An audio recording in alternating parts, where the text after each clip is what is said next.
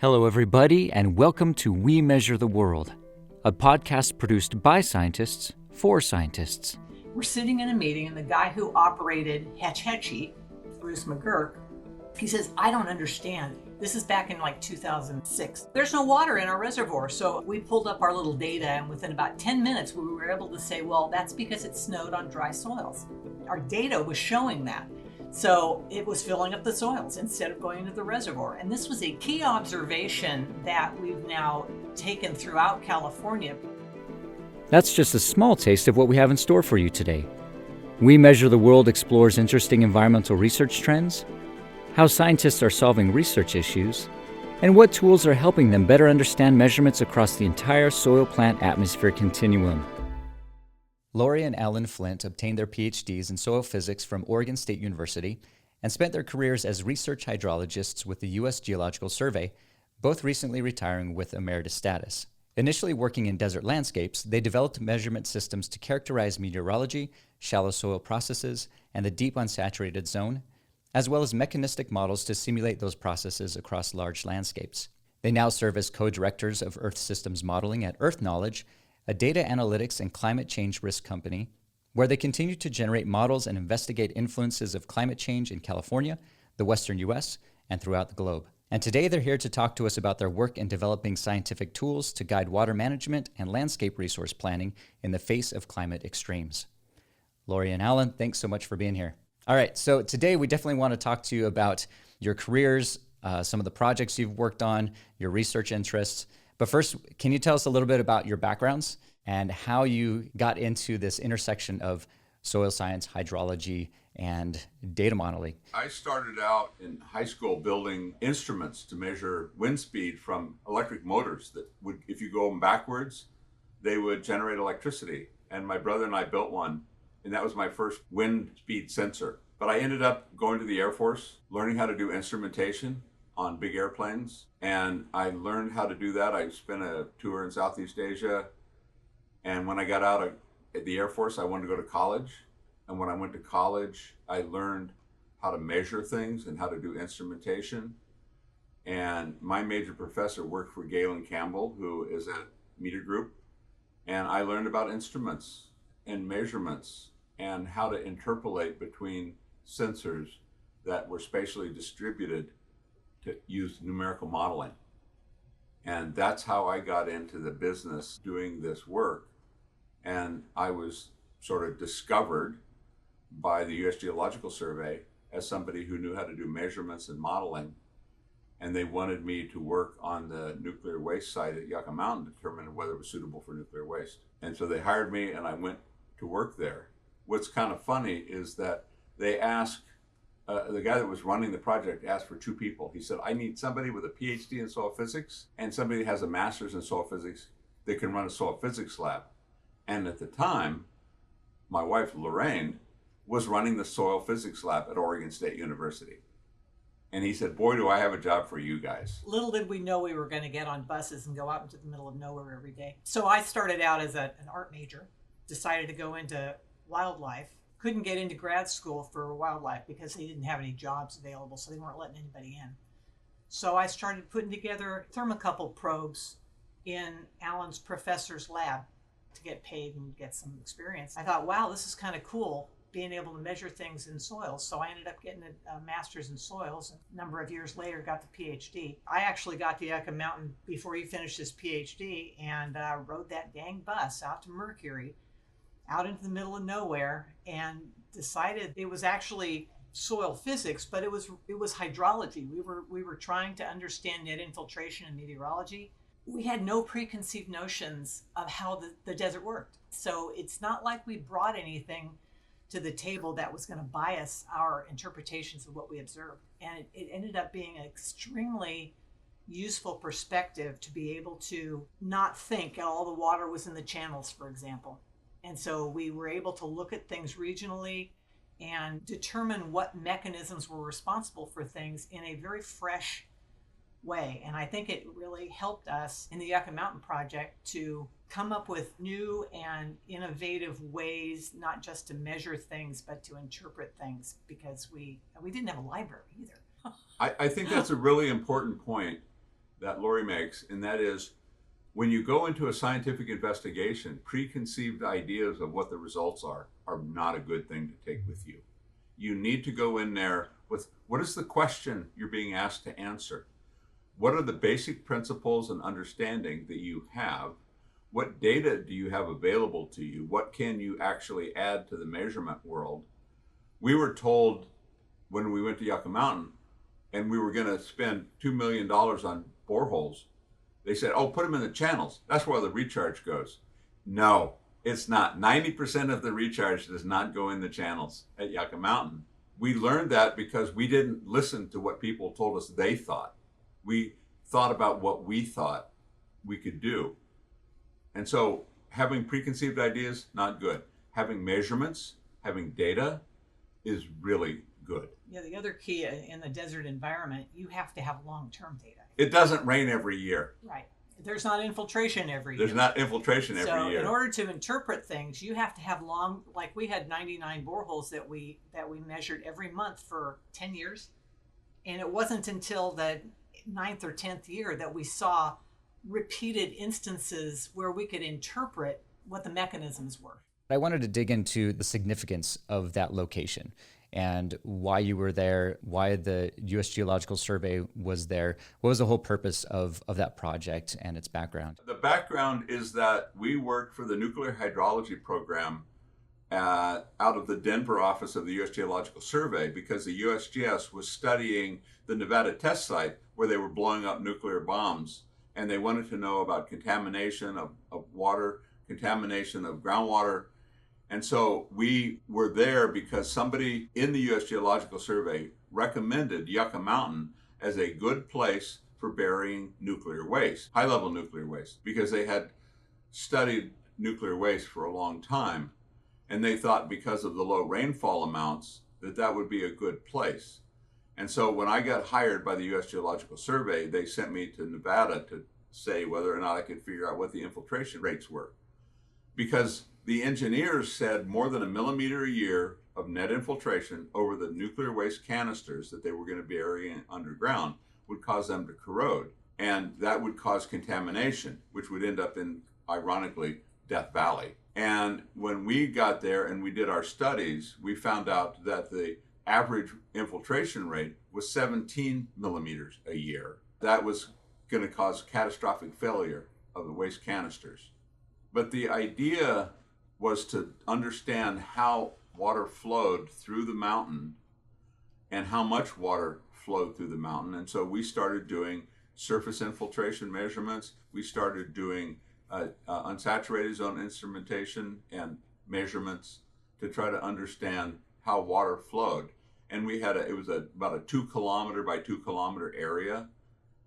And it was in the middle of the desert. And like we said earlier, it doesn't rain that much. Kind of a funny story is that when we first got there and we were studying the infiltration information from boreholes that were measured before we got there, we saw things in boreholes.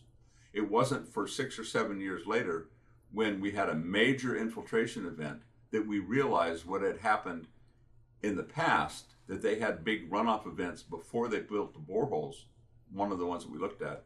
And so we realized that you had to have many years of data before you could understand how things happened. So the time series was really critical to us. So this whole process here was kind of cool because we had to characterize all of the processes, right? So we had meteorology, had a whole bunch of weather stations up measuring stuff, solar radiation and evapotranspiration, and then we had soil moisture measurements for surface infiltration. We did ponding experiments. And then we got to go, they drilled this big hole in the ground that was going to be the exploratory tunnel before they would then, off of that, they would have tunnels for high-level nuclear waste canisters. But we got to go underground and measure what was happening underground. So you could then imagine having a ponding experiment on the surface of the mountain and then being in an alcove, being able to measure what actually got through. It was an amazing opportunity to do things that most people don't ever get to do. Yeah, and be able to say, oh yeah, I can write a paragraph and get $1 million from DOE because it was so nationally important. One of the questions they asked us was, they said, how much water are we taking out of the mountain through the ventilation system as we run our tunnel boring machine? So we went in on the back of the tunnel boring machine, and we had little drill holes into the rock, and we put in heat dissipation probes. The heat dissipation probes that we put in to measure what the water content was as soon as we drove through the mountain, actually it was a ceramic that was developed by Galen Campbell at Washington State. And then Galen and I wrote a paper on how to calibrate them and published that. But we put them in the mountain, and we could tell them, because I took my weather stations off of Yucca Mountain, put them inside the tunnel to measure the airflow and the relative humidity and how much water was leaving the mountain, so we could calculate that. We worked with Lawrence Berkeley Labs, Lawrence Livermore Labs, Los Alamos National Labs, Sandia National Labs, all together, all of us, all scientists, all working together on this. And that was a really good collaborative of people trying to understand. And we could tell the Department of Energy what was happening in the mountain because we had measurements and we could model it. And those were really key to putting everything into context to understand how the system worked. As you've been talking about all the different measurements and instrumentation that you've been using, can you talk a little bit more about the significance of being able to have these multi-layered systems? So you're dealing with, weather measurements, you're dealing with trying to measure the energy balance or soil moisture, evapotranspiration, all those kinds of things. Can you talk a little bit more about the significance of combining all of those measurements into these kind of final results that you were getting? Our goal was to assess net infiltration or recharge, right? And recharge you can't directly measure over a very large area. So you have point measurements, you have deep measurements, you have measurements of things like temperature fluxes that give you ideas of a certain volume of area. Water chemistry. There's water chemistry, heat flow. So then all of those things have to be represented by numerical models that allow you to say, okay, we can explain all these different measurements that are that assess different scales of processes. We have to be able to fit that into a numerical model to be able to distribute it beyond those points. But it has to be able to explain them all. Yeah, there's a natural geothermal gradient from the Earth's core, deeper down. And then there's a surface measurement of temperature and rainfall. And that temperature is going to go through the soil and it's going to change the temperature in shallow boreholes or deeper boreholes. And we use that information to tell us how much water was flowing by looking at the borehole temperatures that were measured over years to give us an idea. And one of the things that we did is we published a paper not that long ago, maybe 10, 15, 20 years ago now. That's a long time for us. Now. That basically said, here's how we interpolate information in terms of the spatial distribution of data and understanding. Oddly enough, we were called by a research group in Israel that was trying to do work on recharge in the deserts in Israel. And we've also done work in Iraq, and we've done work where they said, how do we think about this? And so we've taken this information and we're trying to extrapolate it to other countries and other people to know how you do this. And so I reviewed a paper that somebody wrote about how we're going to do recharge, and they're going to get a lot of money to do this study. And so we tried to provide that information. And so having this experience and sharing it with other people is really critical to us, which is why we're here, because we've learned a lot in working in the desert environment. And then Lorrie and I, on our way from Las Vegas to go up to Lorrie's brother who lives in Oregon, we're driving through the Central Valley of California. And we said, oh, does our model apply to California? And we said, oh my gosh, yes, we could use that in California. We can take this to California. And as an aside, we were paid to do the Desert Southwest. And we said, well, can we add California? And they said, oh no, we don't have any money for California. We went ahead and did it anyway, but we took the GIS and we hid the California part of our work. So nobody that was we were getting funded by would know that we were actually doing California at the same time. And then when we got to California, they said, oh, can you do this here? And we laughingly said, Yeah, I Oh, think sure, so, we but think we so. already knew we could. Developing tools in an arid environment means that you don't have things like stream flow, which is the integrator of all of your hydrology, right? You don't really have that, or it happens once every 5 years. The modeling tools we developed were really based on other kinds of things that, as a compilation, would allow us to, like all these other tools we're talking about, the temperature and the chemistry and things like that, allow us to then calculate the hydrologic signature. When we came to California, all of a sudden there was water. And we applied it. First thing we applied it to, for example, was the Tuolumne River. And we thought, wow, it really works. And we didn't know that it was going to work. It was a really amazing to be able to then take those tools in an arid environment and be able to apply it to all these other, because California's got the most diverse climate of any place really. And we could then try to calibrate to all the different locations and climates in California. It was really a wonderful process to go through. California has political boundaries, but we didn't have political boundaries. We had hydrologic boundaries. And so we wanted to make sure that we didn't stop a river halfway through the state of Oregon to come into California, because we needed to know how much water was coming in for the native population, for salmon runs. Indian groups that lived there relied on those. And so we wanted to make sure we captured all of that for the Native Americans that were relying on that. You've talked about rivers and watersheds and things right now, but you've also worked with snowpack processes in Yosemite. You've worked with biodiversity monitoring there at the Pepperwood Preserve there in Northern California.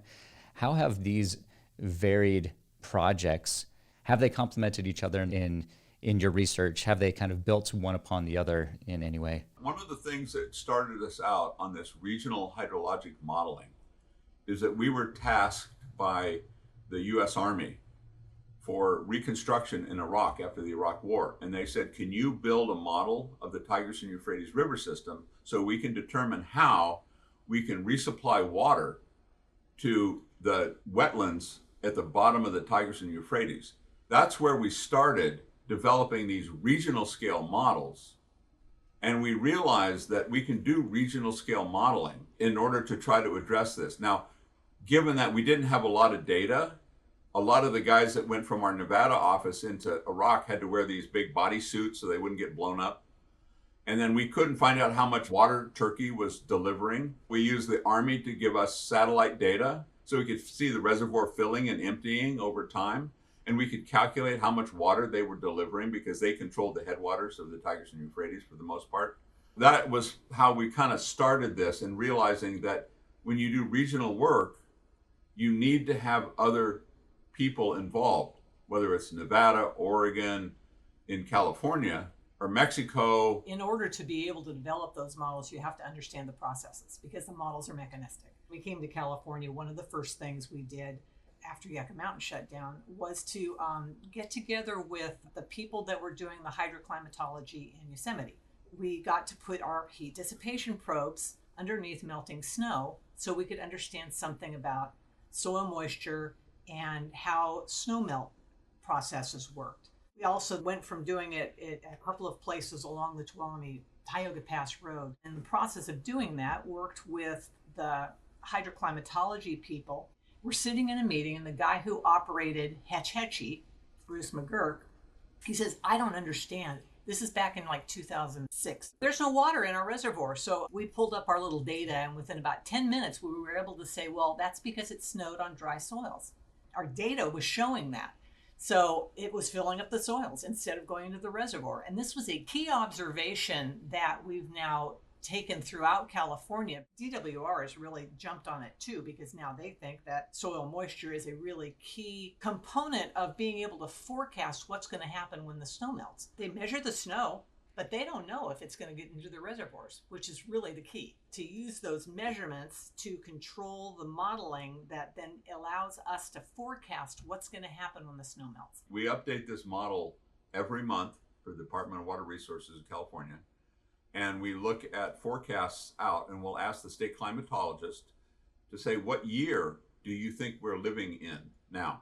From now to December, what year? As an analog. As an analog. And then we'll run that through our model and say, well, if that's the year we're living in, here's what you're going to see.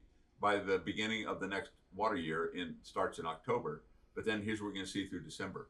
We try to tie the forecasting into historic calibrated data to try to tell them what they might see. And that was a key component. And we produce maps of that every month to say, here's how much water, because the snow survey people in California want to know, we have 100 millimeters or 1,000 millimeters of precipitation in the snowpack. How much of that are we going to get in reservoirs? We'll say, maybe 45%, because the soils are so dry, because it didn't rain before it snowed. They want to know that information. So that's an add-on from what we learned at these meetings. This has prompted them to put soil moisture sensors at many of the SNOTEL stations that measure the snowpack. And then throughout watersheds, for example, the Oroville Dam is a big reservoir. They put soil moisture sensors all through the upper watershed to be able to help understand those processes that we're currently modeling, but they want to be able to validate those models. I think that's a key component to what we try to do, have a process understanding of how things work, then add on measurements, instrumentation, data collection, spatially distributed, and then try to use numerical models to fill in the data points between the data instruments and the time series, and put that together to get a big picture of what things look like, to give them ability to plan for stuff. They want to know, and they've asked us that, we want to know how to plan for the future. You know, over the course of our careers, one of the things that has come into play more and more is remotely sensed data. That's a measurement of sorts. It's not a point measurement or a sensor in the ground, but it's something that we have more and more been able to use. Gridded climate data, for example, gridded snow water equivalent data. Is there snow on the ground or not snow on the ground? Yeah, and where is it? Right. And we can see that from remote sense data. Yeah, and then we make our models try to match that data to say, if we don't think that's snow and it is snow, we need to figure out what's wrong with our model. So that's become another measurement that is really critical, primarily because it's available in a time series over, discrete points in time, whether it's daily or hourly or every 8 days or whatever. So we can do time series analyses, but then it fills in all the places in between points. So it's a really nice tool. Not to say that it's better than measurements. It's not. Measurements also have issues. If anybody's ever downloaded precipitation data, you know that. We had done analysis, and we have Fortran codes we've written that look at every station in California, hundreds of them. And we asked the question, if that station isn't there, what would all the other stations say is there in terms of rainfall or Tmin or Tmax, temperatures, whatever. And then we can find stations that you can never match. And then we did an analysis on the stations, and we found out that they were wrong because they had solar radiation above the solar constant because their instruments were bad. And what turns out to be, and we learned this from working with the Water Quality Control Board, is that they give farmers a new sensor. When a sensor goes out, like a solar radiation sensor, they forget to change the calibration value in the data logger.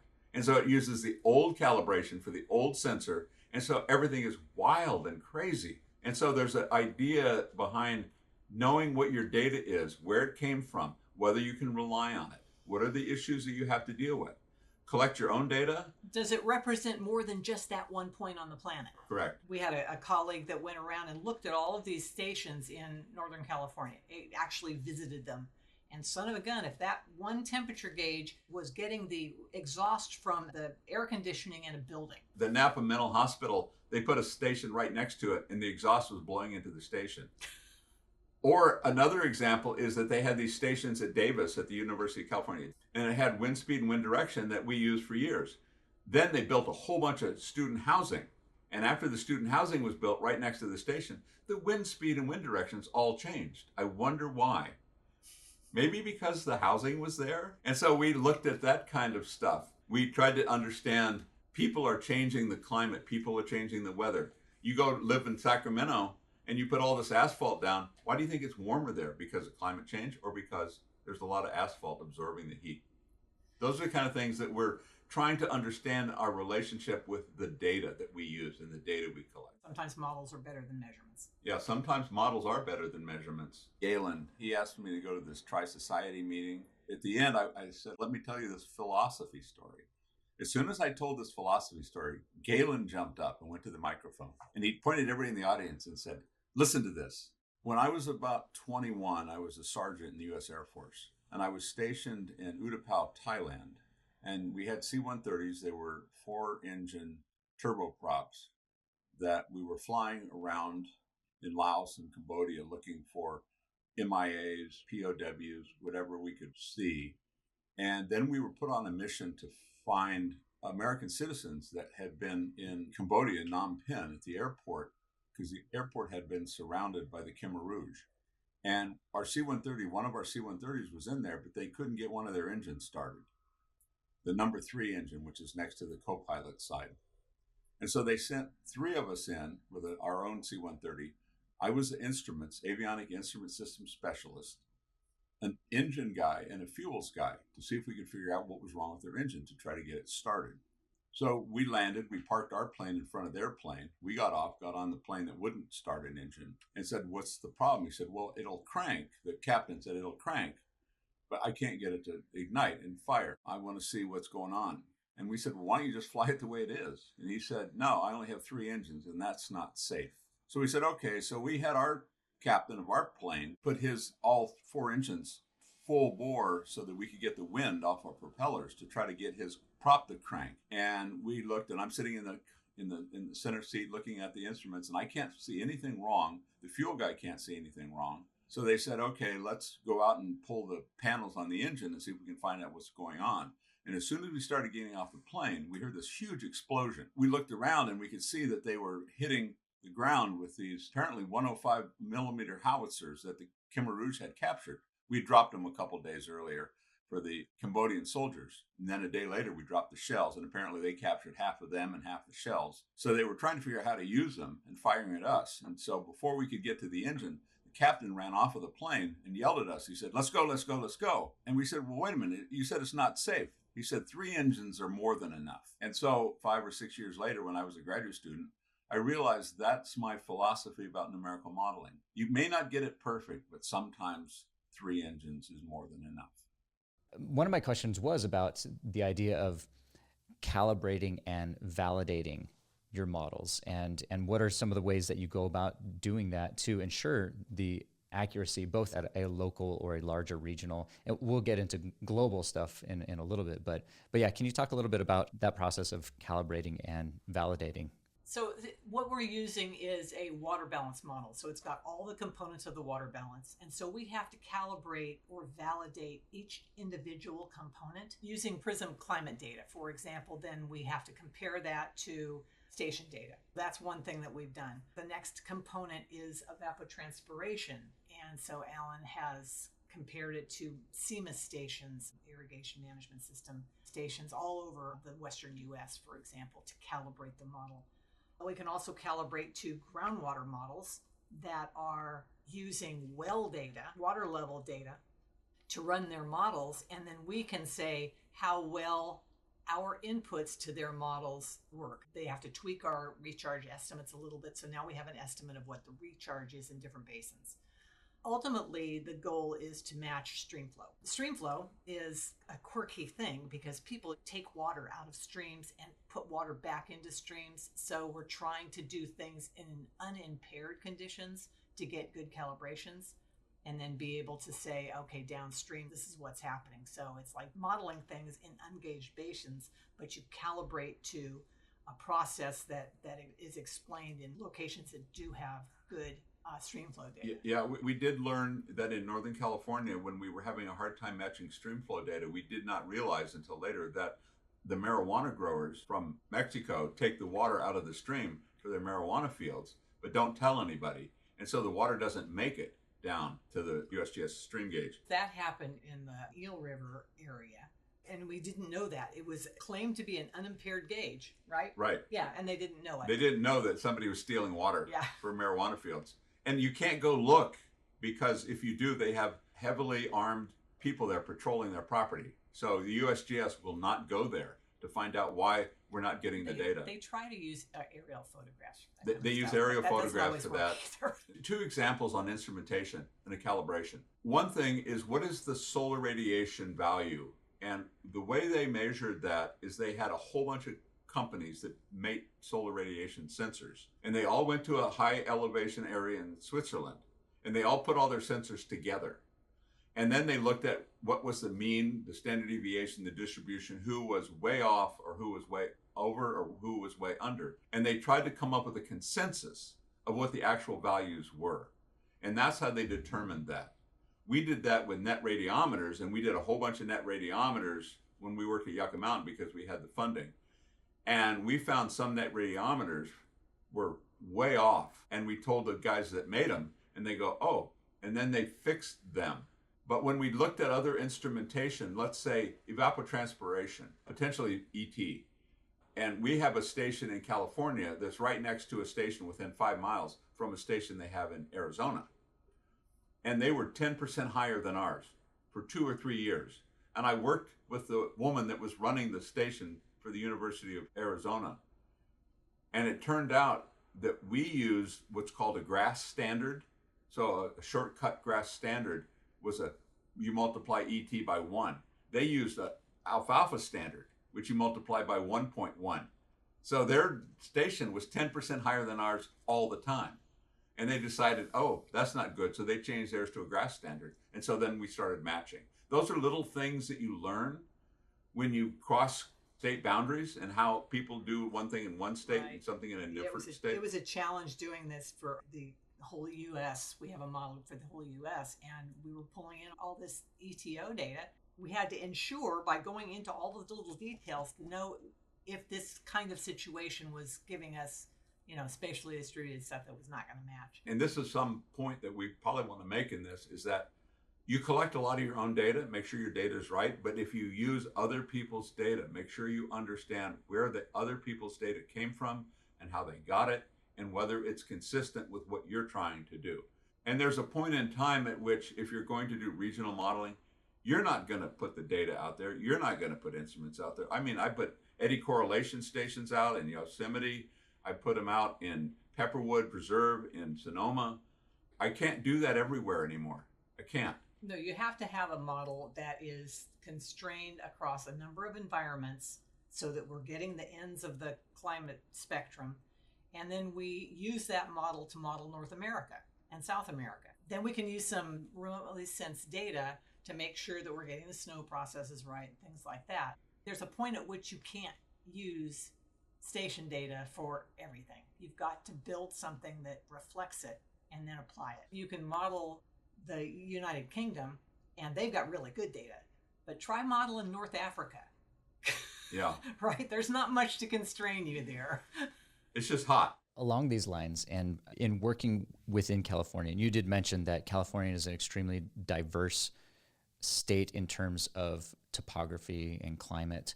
What lessons have you learned about scaling from point measurements up to regional models that then you're taking and applying to elsewhere throughout the world? Well, we've calibrated from desert locations in California up to very high rainfall locations and places that have snow and places that don't have snow. So that's the beauty of California, for example. We've also taken it up to the Pacific Northwest where we've gotten detailed calibrations. And the idea that we can match stream gauges and evapotranspiration estimates in these different places helps us have confidence in the model.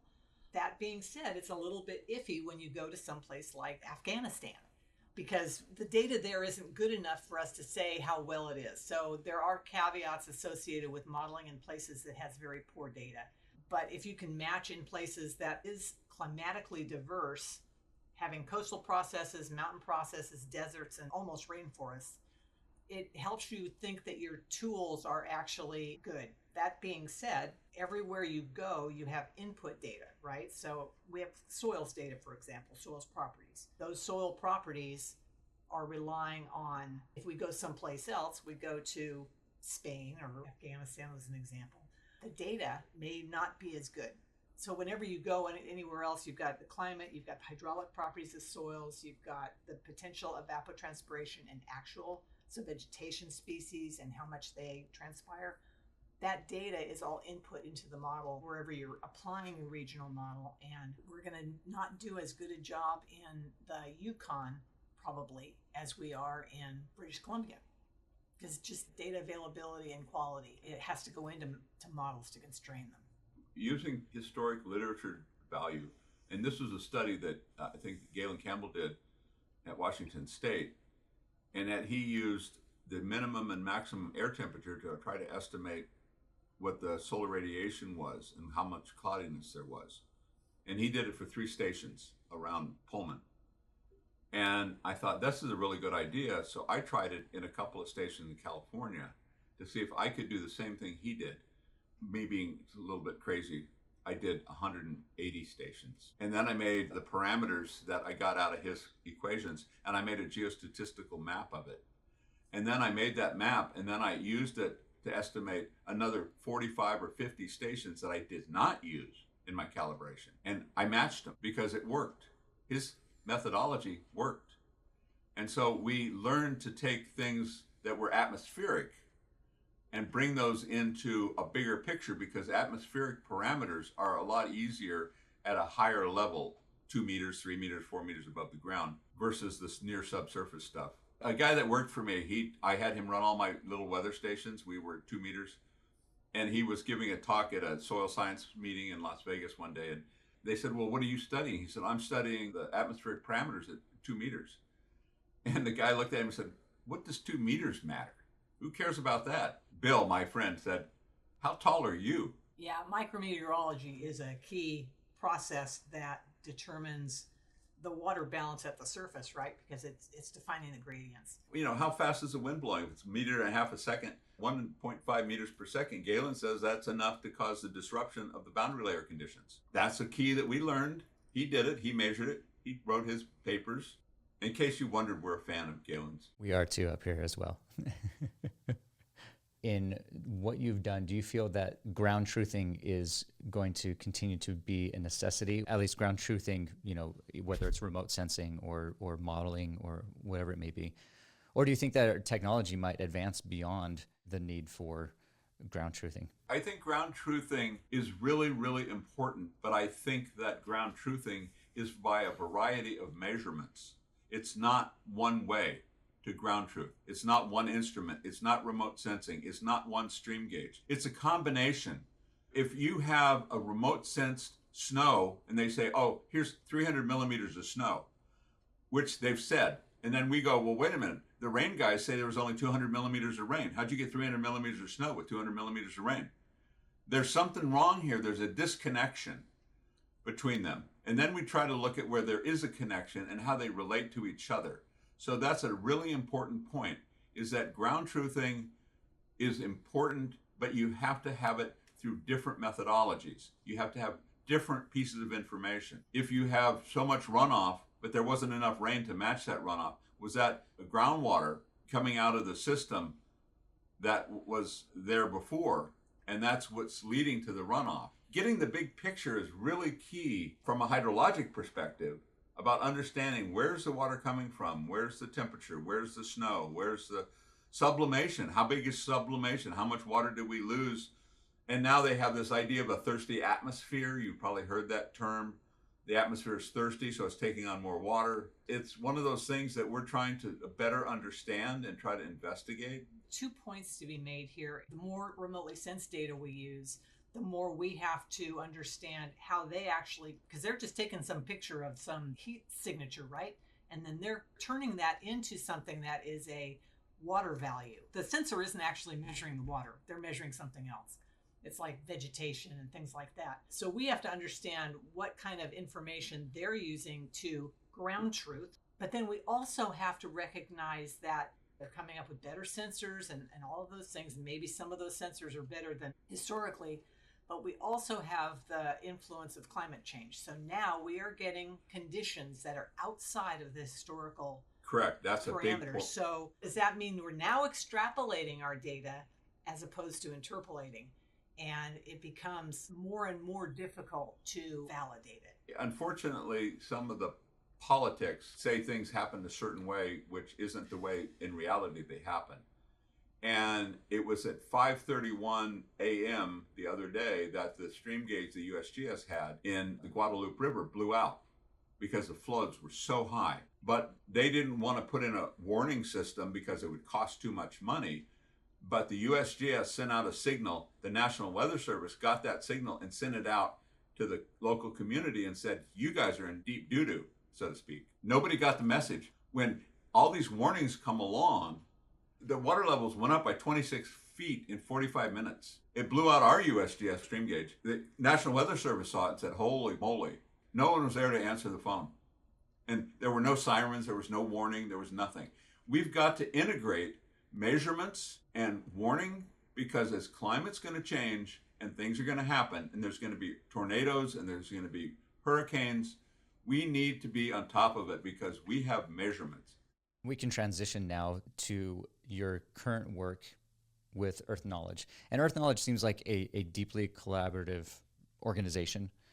How has it been transitioning from your work and your careers at the USGS to now joining a data analytics and climate risk company such as Earth Knowledge? And can you tell us a little bit about what you're doing now, what you've taken from your previous career, and how you're applying that now? I'll give you an introduction to how we got into Earth Knowledge. The guy that started Earth Knowledge, he and his wife, he used to work for the U.S. Geological Survey. He did the model for the Death Valley Regional Flow System. He went to our offices in USGS and asked us if we'd work for him, and we said no. He came back about 6 months later and he said, well, you guys did all this work. You did a whole model of Brazil, you did Central America, you did the Tigris-Euphrates River system, and I'm trying to set up a company that does global modeling of hydrology. Oh, and you also did South Korea for them. You want to work for me? We said no. And then he brought his wife over and they sat down in our living room and they had this chart that said, here's where all the places are and here's where you guys would fit in. We really need to save the planet. Do you want to work for us? Okay. Okay, we'll work for you. And because we had done global modeling and we knew how to take global data sets that we had done, we had worked with people in France, people in Iraq, people in Brazil. And we went to Brazil, we met with them. They taught us what they could tell us about the Atlantic forest. So we said, yeah, okay, fine. So your question also, though, is how did we transition? Working for the USGS was an incredible career. It was an unbiased organization that people looked to the USGS for the best data. Yeah, USGS never managed any land. We didn't manage anything. We had no legislative compensation for making a certain decision. So we would be brought into places where there was a challenge. Some consultants would say, yeah, there's lots of groundwater there. They'd bring us in and we'd say, Yeah, the courts would actually ask the USGS. They said, if you want to know, if you're going to present this, get the USGS to give you an analysis, because they're unbiased, they have no management constraints, they have nothing other than science. So everything that we did was in the public domain. It was free. Of course, it took a couple of years to get it there because of all the review processes, right? So this was a big challenge for us to go from that kind of an organization to a for-profit company where there's intellectual property that can't just be handed out. It's been a challenge for us to make that transition. That being said, the ability to have more of an impact. It's a startup company still. We've only been doing this for 3 years now, but the potential to have a big impact is greater. So we feel like the collaborations that we brought in people from the IPCC, White House climate group. We've brought people from solid science, well-known people that have lots of different experiences. And there's all of these people have all these contacts worldwide. And we've been able to develop models that are global, that the company can then overlay somebody's assets and be able to say, what is the risk for those different assets? And then those people can make wise choices globally on what to invest in and what not to invest in on the basis of climate risks or hydrologic risks. Yeah, an example is a company said, well, we're going to put $1 billion into this resort somewhere in Florida. What do you guys think? We would say, well, do you have a lot of kayaks? Because you're going to need them from the parking lot to your hotel because you're going to be underwater in 10 years. And they go, oh, maybe we don't want to invest that $1 billion there. Even things like supply chain stuff, if you're going to build a factory or a plantation or something like that, you've got to be able to get the products places, and those kinds of things. And are is important. it sustainable? That was the other question. Yeah. Is it sustainable? Is it sustainable? If you want to cut down half of the forest in Brazil to grow palm oil for makeup, how long can you do that? And what's it going to do to the rest of the population? So we try to address some of those questions. The other thing that we're addressing, for example, we're working seriously with California in terms of near-term and long-term forecasting and risk assessments to be able to say what happens post-fire, for example. We can take out the vegetation, we can then rerun the model and say this is what's going to happen if this area burns, or if you manage it a certain way, if you thin the trees, what happens to the hydrology, to help people make decisions on how to reduce fire risk or how to regenerate headwaters. We're being able to do those kinds of analyses that are helping the state government make wiser choices in their natural resource management. Are there any research questions that you're excited to explore moving forward? Or are there any emerging technologies or data sources that you're enthusiastic about integrating into your models? There's a handful of research questions that are interesting to us. I think that as we move into climate that we haven't experienced before, being able to adjust the modeling to capture things like more serious droughts, understanding something about the different snow conditions under droughts. A thirsty atmosphere. Yeah. Taking snow being away. Being able to incorporate, we do wildfire potential modeling and estimate what the potential wildfire risks are, for the Western US, for example. And being able to bring in the conditions that we haven't seen before, like low humidity, low soil moisture, kinds of conditions that they're unmeasured. They haven't had them. We are trying to use our tools to be able to better characterize those conditions that we haven't experienced before. It's important, extremely important, to be able to assess the spatial variability of risk for people to be able to manage it. I think that's an important thing for us that we're trying to do now is we're looking spatially at how things change that have never happened before.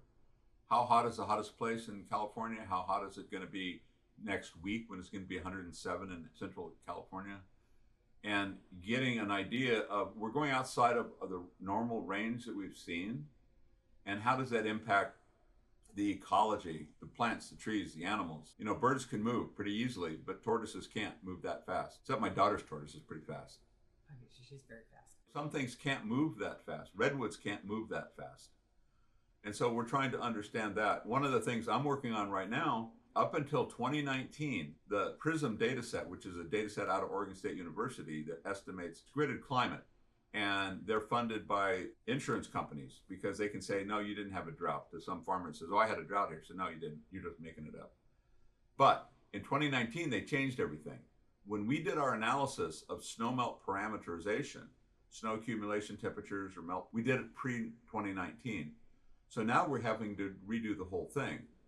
And now we're looking at it using a global data set so that we can match that. And so that's research that's running on the computer behind me here that's trying to come up with the new understanding and information. But we have to relate that to satellite snow data.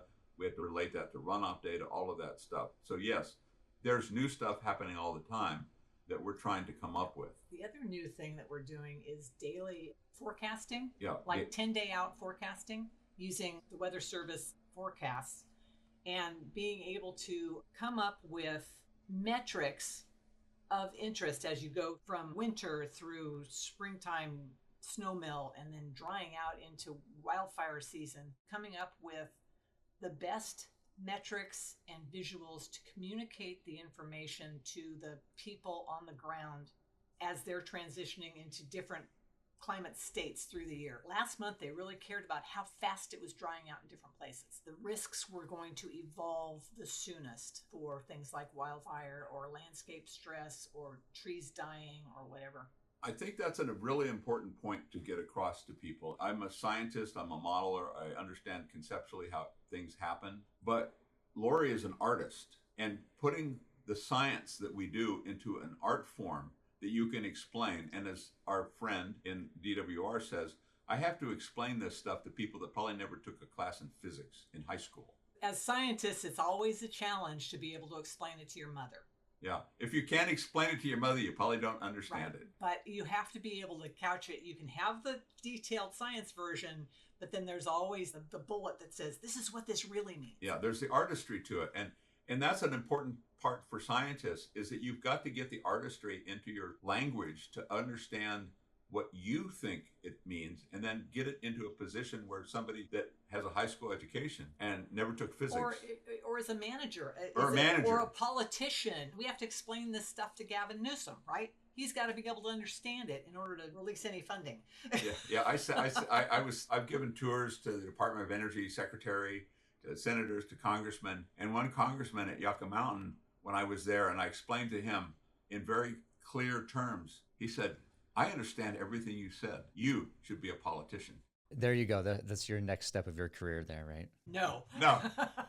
What were some of the meter instruments that you were using, or decagon instruments that you had been using in your previous or current work? I was out at Yosemite National Park, and they were putting in a borehole. And they said, well, we want to measure what the water levels are under these giant sequoias. And I called up Decagon at the time, and they had these sensors that measured water potential in the ground. They were ceramic. They were these little discs. I said, have you got any of those that are just laying around that you guys are going to throw away?